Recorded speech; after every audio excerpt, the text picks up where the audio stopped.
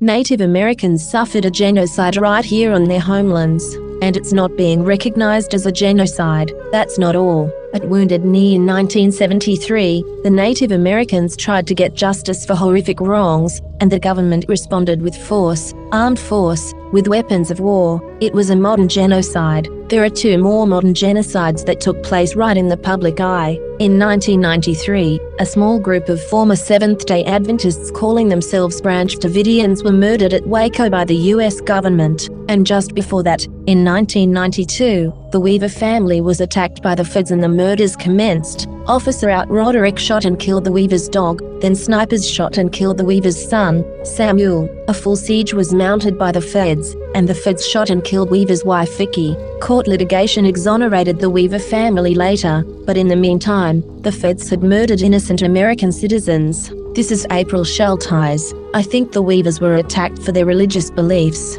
The Weavers believed the world was corrupt, and it is. Very corrupt. The Weavers had learned from the Amish how to live without electricity. Why were they attacked with false allegations, ridiculous ones, that ranged from plotting to get the Pope, to being bank robbers, all false? It is known that a neighbor who lost a dispute plotted to provoke the FBI into attacking and killing the Weaver family. The hostile neighbor succeeded, too. The feds are corrupt. The feds think nothing of being dishonest and repaying evil with good. In January 1991, the Bureau of Alcohol, Tobacco and Firearms, also known as the ATF, set an immoral and illegal trap for the Weavers. ATF agents posed as motorists who were stranded, and, when Weaver and Vicky stopped to assist them, the feds arrested him. Who would arrest a good Samaritan who stops to help you? The feds. That's who. The feds get you if you are a good Samaritan. Notice that they set a trap for the Weavers, knowing the Weavers were good people, who would stop and help others. Then the feds followed up with a siege and killings.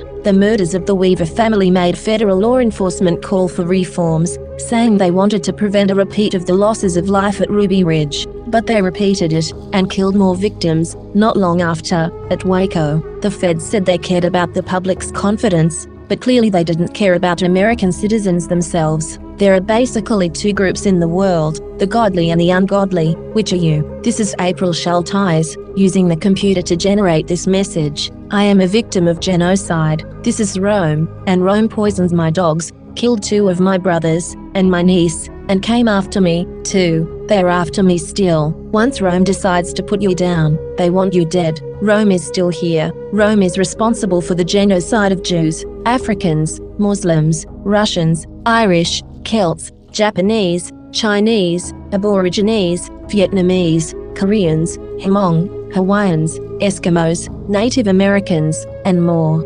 Mexicans are dying on the border every day. The Bible says by their fruits you will know them. What are the fruits of Rome? The results of rulership under Rome: conquest, slavery, genocide. We are still dealing with Herod today, Herod in Rome. The scriptures say, all thy commandments are faithful, they persecute me wrongfully, help thou me. They had almost consumed me upon earth, but I forsook not thy precepts. Quicken me after thy loving kindness, so shall I keep the testimony of thy mouth.